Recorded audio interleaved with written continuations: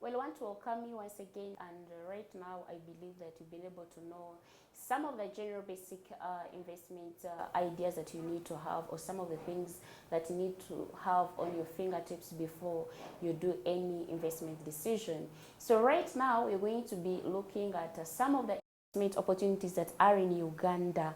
So I know there would be someone and be like, what can I invest in? What opportunity is there for me to invest maybe in the Ugandan stock market? So our guest is going to highlight on that, and I believe that you'll be able to pick something out of his sharing. So our dear guest, want to thank you once again for sharing with us. So there is a question most of people normally ask, that what are the best investment in Uganda? What are the best investment aspects that Uganda has? The first one is real estate.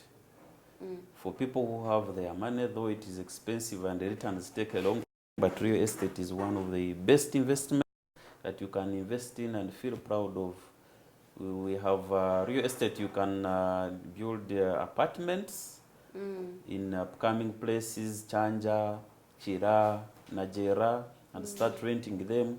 Depending on the face of the apartments, you can find you're charging maybe from 500 to 700 or even $1 million, depending on the size, the bedrooms. If you want to make money, you target family people, because somebody who has a family is looking at making sure that they are safe, and making sure that they can get a safe home and a clean home for themselves. So if you can build an apartment, 1 room, 2 rooms, 3 rooms, target families to stay from there. They can pay from say 500, 700 to 1 million, and you can use that money very profitably for you to invest. It can even take care of you. Somebody who has just received their pension can take care of you until your retirement, until you maybe get another job after retirement at 60. If they give you a pension or gratuity, use it to build apartments, you'll be doing well. Then you can also build, you can use the apartments to do Airbnb businesses. This is where you build the rooms, then you furnish them. The apartments, you don't furnish them. You allow the people who are going to rent them to come and put their own furniture and what. But when you are doing the Airbnb business, you build nice apartments. They must be looking good. Then you furnish them, put the furniture, the beddings, and everything.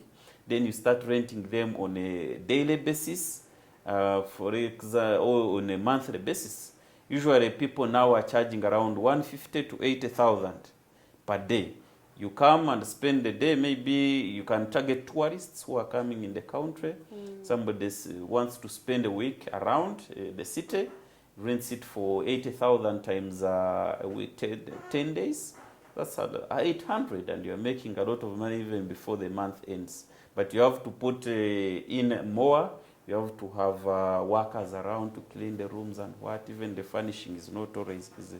So you can also do Airbnb business and be able to earn a lot of money from them. Or even real estate, you can also construct hotels and do business from there, rent them as hotels or as lodges. Then also you can buy and sell. You buy, you build apartments. Maybe let's say you buy land in Chanja at 100 million, build apartments around 500 million. Then you sell to someone at 1.4 billion. There are investors who are willing to pay that money. For you invest your time, you can even take a year building slowly by slowly. And when you finish, they buy it at a lump sum amount. Then you go and invest. You continue that trend. Capital gains, you're investing, constructing, and getting a profit from it. That's very common also in real estate. Then you can also sell them as, now we are referring them as condominiums. You build a lot of rooms, then make sure there's enough parking space, then sell each one separately to individual people. You give them in the condominium agreements to show that they have not bought the land, but they have bought space in that particular building. You can build nice houses, 2-bedroom, 3-bedroom, then you sell each maybe 200 million. If you have used maybe $1 billion to construct them and you're selling each at 200 million, you have maybe 20 units. That's good money. So for people who have a lot of money, that could be a very good investment avenue for them in real estate. Then when we come from real estate, we go to agriculture. It's also a very good investment. We invest in value addition. For example, coffee. You can decide to buy the coffee from the village, remove the covers, or how, I don't know how they call it, then sell it after it has been maybe partly produced. If you have bought each kilogram at maybe 6,000 from the village, you have thrusted it, they call it thrusting it, removing the back and what. You can sell each kilogram at maybe 10,000 and you can earn something from that particular investment. Or you can even do export coffee. You buy coffee from the village, package it, and export it to other countries so that they can add value and be able to do products with it. Or even you can deal in beans, produce, just maize. There's a big market there in Kenya for beans and maize. Sell it at Maraba there. We give you a lot of money. You find a kilogram in the village of maybe beans is like at 3,000, but when you go to the border, it's around 6,000, 5,000. So as long as you can manage to transport it to the market, you have to do analysis. One of the best ways of investing, first getting information about the investment you are going in. Do analysis, find out where these products sell at a higher price. Remove the goods from where they are being sold at a lower price, transport them to where they are being sold at a higher price, and make a lot of money from it. So value addition is one of the also the most profitable avenues that is currently up. Transform the maize into posho, package it and sell it, and be able to earn a lot of money. Because a 100-kilogram bag of maize right now is around 100,000. But when you are buying the maize, the real one, you'll find it, each kilogram is at 500 in the villages. So when you multiply by 50, that gives you around 15,000. So if you can use 15,000 and be able to get 100,000, why wouldn't you? That's where the money is. So agriculture, animal husbandry, you rear cows, pigs, be able to sell the milk, and the what? You concentrate on the breeds. Maybe if you are into animal husbandry, cows, concentrate on the cows that can give you a lot of milk. Yeah? Don't concentrate on the local breeds. Buy maybe 4 cows that you know that these are tested and approved, and allow them, build for them a small house and do zero grazing. Earn money from the sale of the milk, use them to take care of the cows and to earn money for yourself as a person. So it is also a very good investment avenue that someone can take care of, invest in, and be able to earn a lot of money. Then for people who don't have enough money to invest in the real estate, they can do, there's what we call real estate investment trusts, where different people, friends come together, want to construct apartments worth 100 or 200 million, but we don't have the money. So what do? We come together as friends. He brings 10 million, another one brings 20, then we construct the apartment. We buy land and construct the apartment. Then the money that comes from that particular investment, those apartments, we share according to the percentage you have contributed. So we shall distribute it in form of maybe dividends. We say you contributed 10 million, when you average it to the total that we contributed is 10%. So on all the earnings that we have made from that particular investment, we shall do what? We shall give you 10% because it's what you contributed. So that's what we call a real estate investment trust. You can also be a fund manager or a manager. You help people to manage their finances. Tell people there's an investment idea, you do your research. Then you come and tell them there's this investment avenue. If we invest in it, we shall be able to get this. Me as a person who has brought the idea, I don't have money, but I have the idea. I will take 5% of whatever we are making. So the people who have the money will give you the money, you invest it, and take the 5% from managing their assets. What they are interested in, their money being safe and a stable return. You are able to make a lot of money from that.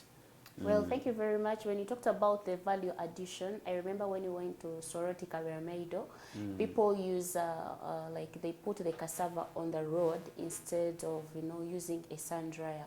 But when we went there, then we were taking for them a sun dryer. You just need to peel your cassava. Then after peeling your cassava, you chop them into small pieces. Then you put everything into the sun dryer. Within 4 hours, the cassava is already dry. Instead of drying them on the ground, waiting for 1 week for the cassava to dry, it takes 4 hours for the cassava to get dry. So you find that people need to know the value addition, what it takes and what is needed, so that they can be able to get much return. Because if someone has used a sun dryer and the packaging is very nice, the quality is very nice, it cannot be the same price as someone who has just put the cassava on the ground. The quality is very poor. So those two people are very, very different. So someone who is watching us and would love to understand the government securities, maybe the treasury bond and maybe the bill, how do those two things work? Or how does the government security work? Maybe is it treasury bond, is it the bill? How do they work, if someone would love to know how they do work? Thank you. Now, treasury bills, the difference, we first define them by the difference. Treasury bills, they are all from government, because it is government which issues them. And we find out that the treasury bonds are more apparent because each month the government issues out treasury bonds to raise money to finance its budget. Then the treasury bills, sometimes they are given maybe after 3 months or something like that. And the main difference is in their maturity. Treasury bills usually mature. There is usually the one for 3 months, that's 90 days. There's also usually the one for 182 days, that's 6 months. Then the one for 365 days, which is 1 year. So they have a lower maturity period, and they usually have a lower interest rate. You'll find treasury bills around 10%, 12%, around there. So you can buy them when they mature, you earn interest, but usually the treasury bills you earn from the capital gains that is in it. You buy it at maybe at a discount. Let's say you have bought a 1 million treasury bill, but when it is maturing, you have bought it at 900,000. But when it is maturing, after 3 months, they're going to give you the real money that you invested in, plus a small percentage of interest that you would have earned at that particular moment. Then also the difference is that the treasury bill has a higher tax rate, withholding tax. That's at 20%. So those are the characteristics of the treasury bill. Treasury bond, usually we see that it is 2 years and above. Okay? So it is more days, and we see that it attracts a less interest rate, more interest rate or return. Usually find it at 14% return, 15%. Sometimes it goes even up to 17% in lucky days when they want to raise more money, because they usually auction them. They give them out in a way of auctioning, then the highest bidder takes them. So usually that's their maturity period is above 2 years. They have a high interest rate and they attract a less tax, 10% withholding tax. And you earn interest 2 times in a year. That's after 6 months and other 6 months. Then anyone who wishes to invest in these particular investment avenues, because the Bank of Uganda, you don't go directly to the Bank of Uganda. You have to use your bank, your mother bank that you are using to bank. Most of these banks have that avenue for investing. So on top of your saving account or your salary account, you have to open what we call a central depository account. That's the money where you can transfer the money from your saving account, put on that account, then instruct your bank to buy a bond or a treasury bill when it is being auctioned. It is the bank that will get that money and buy the treasury bill and bond, and for you what you expect now is the money interest being earned from your investment. So you'll be earning some interest, and that money will be transferred to your central depository account, where you can choose either to reinvest it or transfer it to your saving account and be able to earn it. So almost all the banks, Housing Finance Bank, Equity Bank, Standard Chartered, Stanbic, all of them, they usually have a what? A centrally depository account product that can help you to invest in these treasury bills and treasury bonds and be able to earn interest from them or gain from the capital gains that usually come with them. And the beauty about it is that you can also sell your treasury bond. Let's say you have an emergency. You have the possibility, treasury bond, to sell it to someone. Let's say you had bought it at 100 million. So if you want money urgently, you can either trade it with them or you can even trade it with a peer. You call your friend and tell him, I have a treasury bond that is going to mature in 10 years. It's 100 million. Of course, when it matures, they give you the face value. If it was for 100 million, they will give you the 100 million. So your friend, you may tell him that what we can do, I've earned some interest from it already, so I can sell it here at 90 million. He sells it to you at 90, you sell it to him at 90 million, and also you're going to get 100 million at the end, and you are the transfers the rights of earning the interests that are for the remaining years. So it is also capital gains. Or if you are lucky and you get someone, you can even sell it to at a higher price. Say I bought at 100 million, but you give me 120, because you're going to earn interest and still you're going to get your 100 million at the end of the period.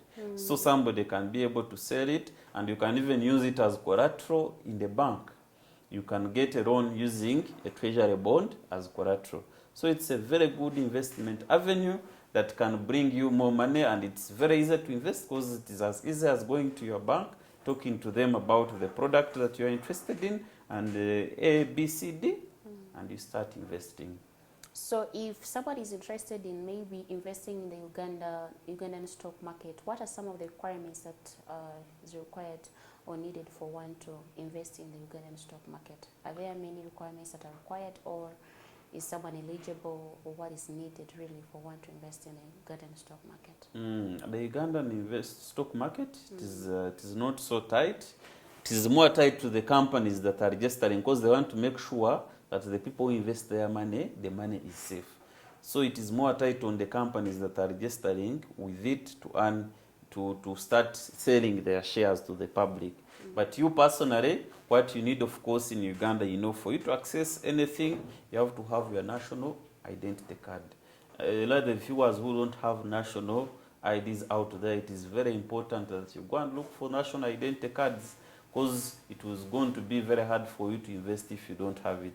So you just need a national identity card and a bank account. A bank account, plus you fill in the investment forms, then you have to work with a broker. So the rest of the requirements is the broker who does them for you. These brokers usually have what we call financial advisors. The financial advisor will interact with you and understand your risk appetite. After understanding your risk appetite, you will know also how much you are willing to invest. From how much you are willing to invest, he will advise you, because there are very many companies that have advertised on the Uganda Securities Exchange. Now, after assessing your life or your investment model, he will advise you on the best companies to invest in, so that you can be able, or the ones that are currently trading their shares, so that you can be able invest in. So those are the brokers. Of course, they usually charge a small fee, which you need to, there are different brokers, so usually you need to assess, see which ones charge me less fee for me to invest, which ones are more supportive, because you need, on the investment journey, that's why we need specialists in finance to always advise these people and keep them aground, because not everyone has financial knowledge, as we may assume.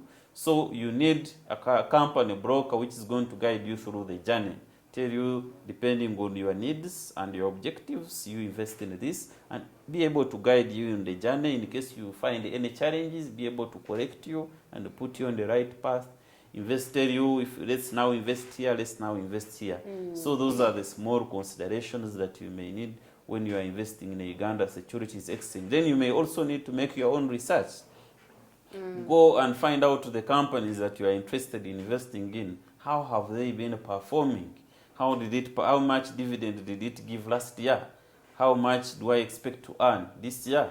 Then you'll be able to gauge and make clear decisions, because when you make decisions that are not in line with your objectives, you may end up losing your money or not achieving your objectives, and you may not be a happy person. Yet for us, when we are advising people financially, we are helping them to improve themselves, achieve their goals, and have that financial freedom where they can really contribute to the country positively. Okay. We want to thank you very much for taking us through the investment opportunities in Uganda. And I believe that one has been able to pick what they really can be good for them. One could decide maybe they go in for business, another one could say, me, I'm going in for real estates. It depends on really what they want, and their capital says a lot. So I want to thank you. I want to thank everyone that is watching us from wherever you are. Okola Chama Ninyo, and I want to thank you in a very special way. I want to thank you once again, Mr. Jordan, for sharing with us your knowledge. Indeed, it's good to know this information, and just like you said, someone needs to do their own personal research before they do anything like making investment decision. If you know something, it's easier. That's why they say that information is power. You know something, you know what you want, so investment becomes easy. But it becomes so difficult if someone invests in something they don't know about, and they don't make research or enough research about it. So if someone says, me, I tried this and it failed. One, they didn't know their market, they didn't know what they really wanted, the capital they had, whether it is enough or not enough. So if at the end of the day, someone has a very different perception about investment, yes, it was really something easy for them to do. One is to do their own research, to be aware of the surrounding.